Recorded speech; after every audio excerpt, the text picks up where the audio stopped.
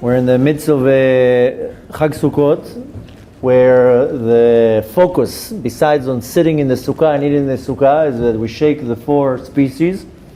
And we talked we explained yesterday a few reasons why specifically the four species, what they resemble, what they're hinting.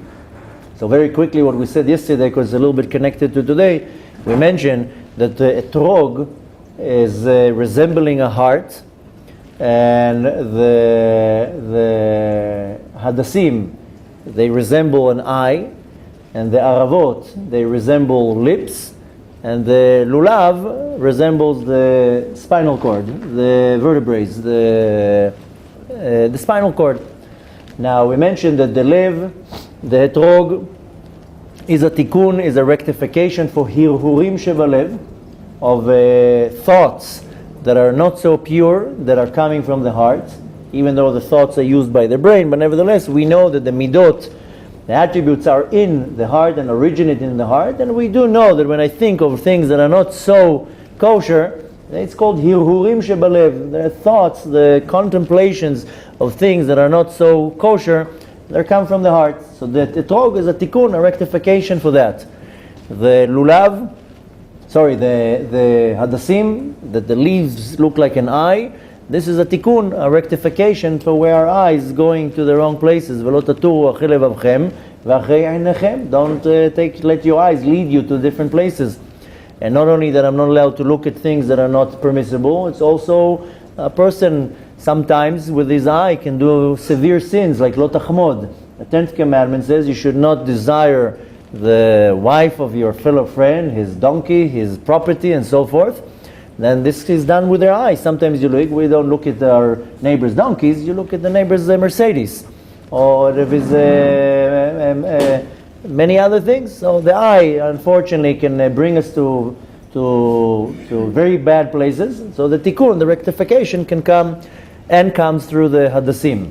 The aravot, the myrtle, the willow, that's long and skinny, resembles the lips. So this is a tikkun, a rectification for all the junk that's coming out of our mouth, the lying and the cheating and the cursing and lashon hara and slandering. And the lulav, we said lulav has only one lev in it, because you write it lamed vav, lu, lav, lamed bet, and you can read it as lev. Lev is the heart, and we should have one heart only for the Kadosh Baruch Hu. We should only have one God.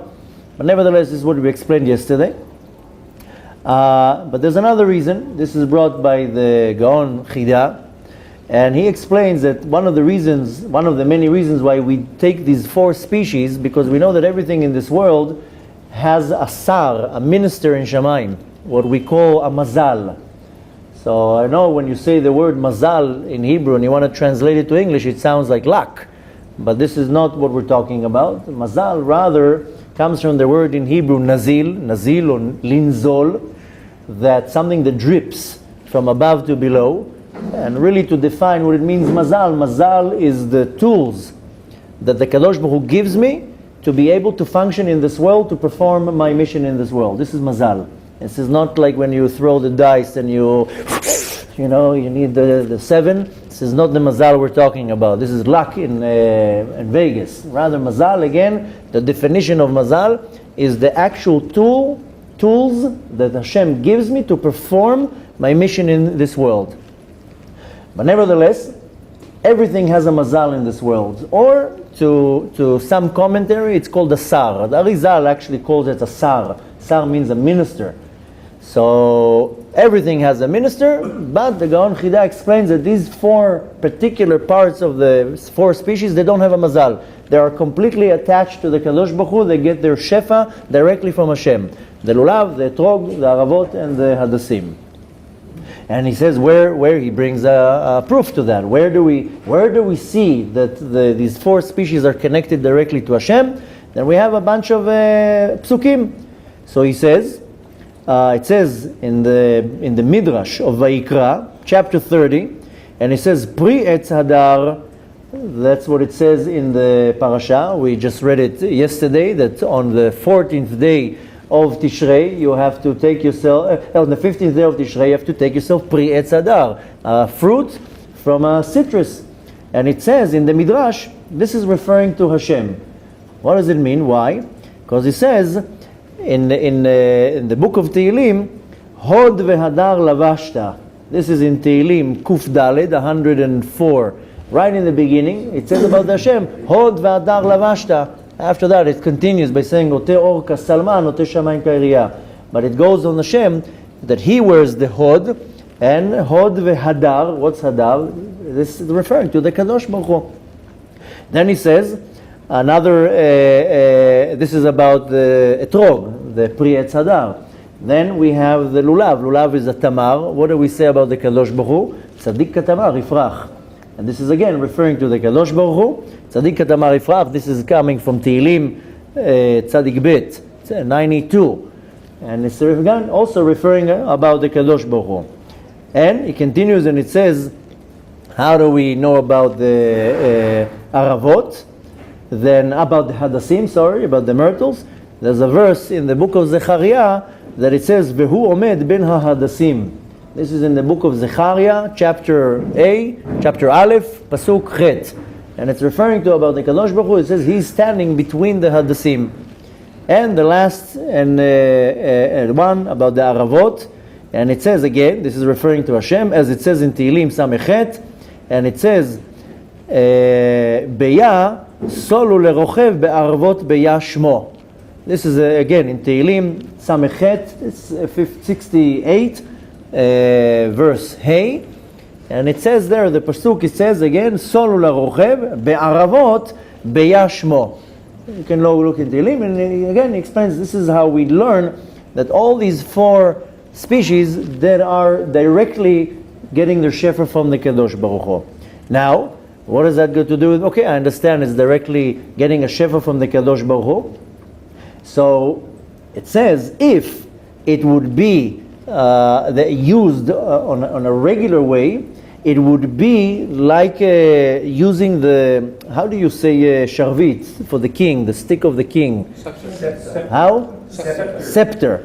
So the reason why we allow to use this is like a scepter. If you're looking at it, it looks like a scepter of a king.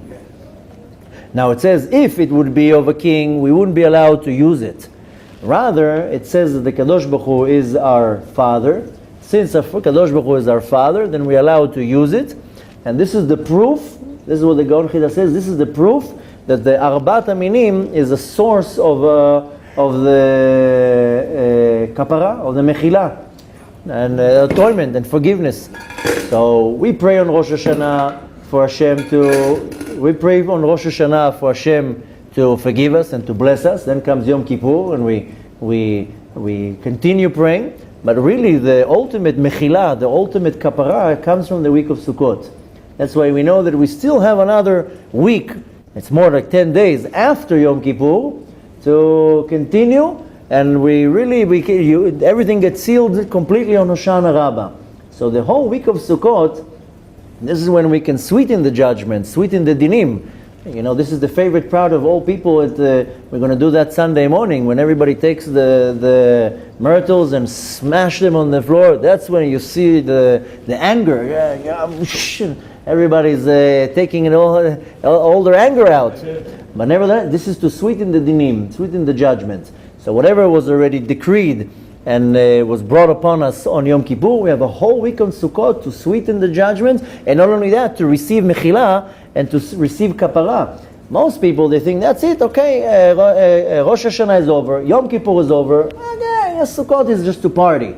Sukkot is, I believe, even more powerful than Rosh Hashanah and Yom Kippur together, because that's when we can sweeten everything, we can get closer to the Kadosh Baruch Hu. Besides the fact that this is the week where I gather all this shefa, all this energy that should last me and will last me for the rest of the week, for the rest of the year. That's why I said that Dafka on Shacharit of Sukkot, the people have the biggest Yetzer Hara not to show up. Because why? Because the Yetzer Hara doesn't want you to pump all this energy throughout the week. So this is just one interesting explanation. And he continues and says something very, very interesting. That's what we want to take from this today. why does the Torah specifically very particular that the Pri Etz Hadar is the etrog? It doesn't say in the Torah that it has to be an etrog. It just says Pri Etz Hadar, a fruit coming from a citrus tree. So technically it can be an orange, can be a grapefruit. Of course we know that it's a etrog. Why dafka the etrog? So it says, like we said yesterday, the etrog looks like the heart. It has the shape of the heart. And we know that the heart is the main organ, so to say. Without the heart, the person cannot live. And I know some will argue and say without the brain you can't function, but I know many people, they don't have a brain and they're functioning very well.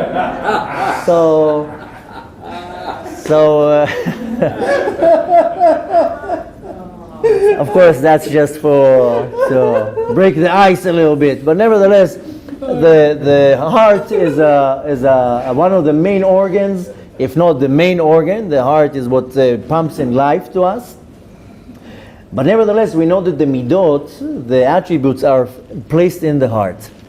And I've mentioned not once and not twice, we're learning here on Shabbatot a very interesting book. We started learning it actually during the week with the ladies, Sha'arei Kedusha, written by Rabbi Chaim Vital. Very thin book, full of gems. Usually the teachings of Rabbi Chaim Vital are more teachings of Kabbalah. This book is not so much on the side of Kabbalah, rather more of the self-refinement, what is called Tikkun Hamidot, the refinement of character. And he says there in the beginning, if you remember, that we came to this world, yes, we have to perform mitzvot, we have to learn Torah, but we really came to this world to refine our characteristics, to refine our Tikkun Hamidot. He calls it Tikkun Hamidot. That's what the Rabbi Chaim Vital calls it. Very interestingly, the Gaon from Vilna, he calls it Leshaber et Hamidot, to break the Midot. What does it really mean? Each and every one of us are born with a list of some characteristics, and we have to refine them. We get a few good ones. You can be charitable, you can be patient, you can be caring, you can be loving, and so forth. And we also get a list of a few negative ones. We can be quick to anger, judgmental, impatient, and so forth, and many bad ones. And we have to refine ourselves. And really, at the end of the day, what the Kadosh Baruch Hu is expecting from us is to work on ourselves. Whether I make it to the minyan or not, okay, this is part of the Yetzer Hara. How much Torah I learn, how much emphasis I put in my Torah and mitzvot.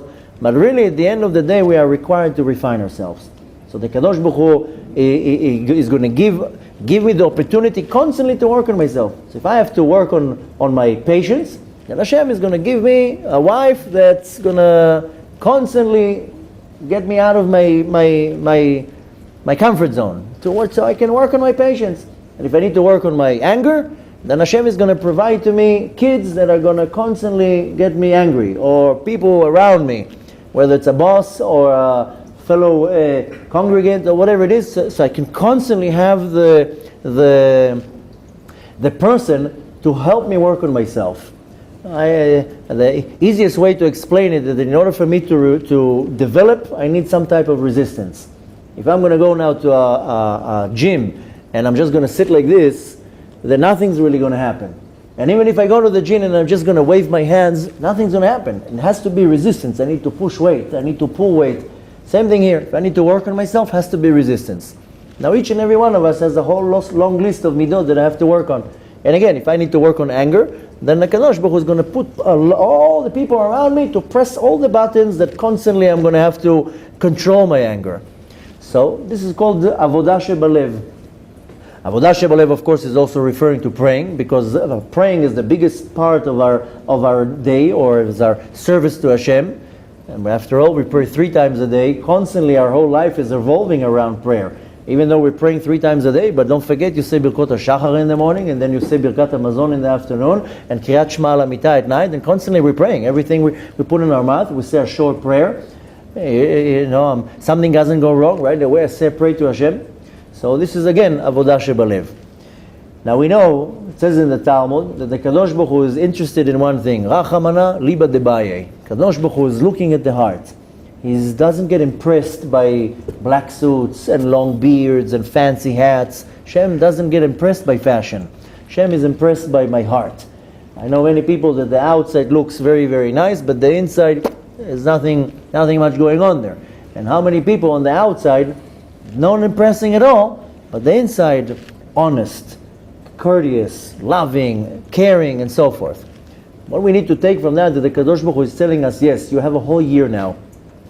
I've mentioned in the last couple of days that this whole week we're constantly turning around. Every day we do the Hoshanot, we go one turn around the Bima.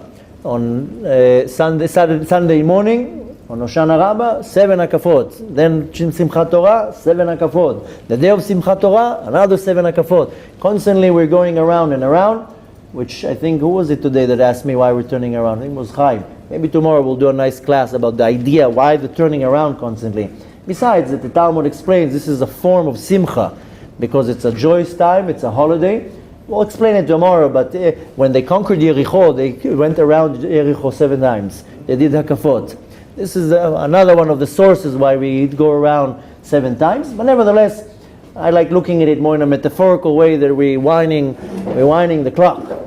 And at the end of the week, we're going to be, rolling our sleeves. That's it. We're starting the year. That's it. The holiday's over. We're back to normal. Taking off the Sukkah. We're rolling our sleeves, and we're back to a whole year of serving Hashem. We're also going to roll the Torah. We're going to read the end of the Torah, and then roll it chik-chak to Bereshit, and we start from the beginning. We start from the beginning. So the Kadosh Baruch Hu is telling us now is the time where you really get the atonement for, not only for backwards, is that you're getting the energy, the abundance, the preparation for forward. And I have to understand that at the end of the day that the heart has to be clean. The heart has to be pure. I have to work on my heart. I have to work on my midot. I have to work on the thoughts that are coming up from the heart. Even if I have bad thoughts, they're coming from the heart. So it all comes down to the heart. We'll explain maybe later, tomorrow if we have time, why we grab the lulav and the aravot and the hadassim in one hand and the etrog is on a different hand. So, but nevertheless, the etrog again constantly comes to resemble the heart. And this is what I need to take from that I need to know how to soften the heart. Less anger, less judgmental, no jealousy, no hate, no all the things that the heart is what's holding on. And if I know how to nourish that throughout the time of Sukkot, with something so mundane and simple, just taking a little piece of lulav and shaking it, seems to us something so simple, but the idea behind it, what it has to be in our thought, is that I need to focus on the fact that I need to soften my heart, because at the end of the day, it's not the outside. The Kadosh Baruch Hu is looking only at the heart. Constantly we have to remember and chant it in our brain, Rachamana, the Kadosh Baruch Hu, Liba Debaye. He cares about the heart. He doesn't like fake things. Kadosh Baruch Hu doesn't go to Canal Street and buy the fake Gucci's. He likes the real things. Kadosh Baruch Hu is looking at how pure the heart is. This is what we need to take from that. This is what we need to take, that the next coming year, Kadosh Baruch Hu is not expecting me to be the next chief rabbi of the universe. He's expecting me to be ish emet, a person of truth, that I apply everything with truth. Shem karov lechol korav, lechol asher yikruv emet. Kadosh is close to the ones that it's all about emet, and the emet comes from the heart. That's one of the many reasons why, again, the trog, and why the Torah is particular about an trog, and also about the minim. B'ezrat Hashem, tomorrow we'll be able to continue a little bit more. Till then, at least now we have a little bit more to think of when we're shaking the trog, to take it in a more profound and deeper way, to know how to soften the heart, how to develop the heart, to love Hashem more. V'ahavta et Hashem b'chol levavecha. You should love Hashem with all your heart. So everything boils down to the heart. רבי חנניה בן הקשיא אומר, רצה הקדוש ברוך הוא לזכות את ישראל, לפיכך הרבה להם תורה ומצוות, שנאמר אדוני חפץ למען צדקו, יגדיל תורה ויאדיר.